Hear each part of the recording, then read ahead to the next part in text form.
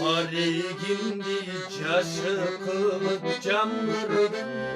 Kanca tuttum arasında yıçıldım Kakşa cepheyi Erkek burada savaşıyor da. Ana kızlar da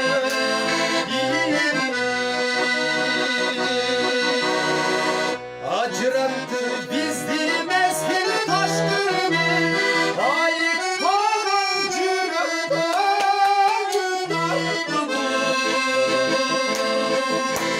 Ben baktım dolan bari kaliteyi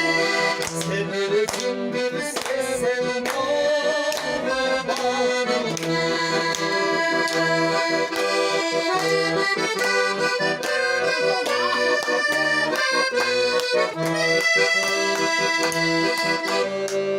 Sağındırgan gülün közleri baralı var Sayda bir kız olmayı deken bağlar var Sana benim tanadığım kenarda Sarılmış bir acı savanna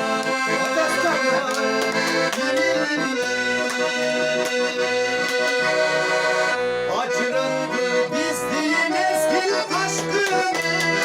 Ayıp olan samanda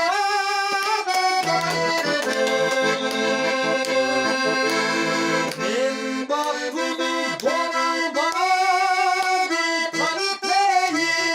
Sen özündün sesen doğru bari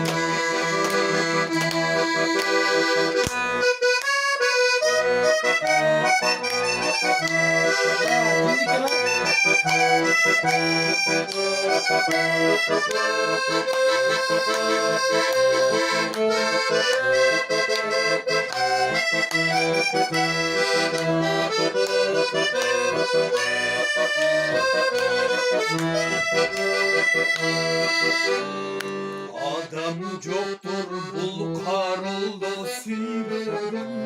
Aşık tuttum nazarına kıyırım Beykindeki koşsuzluktan bize mi bir kez beşmeyi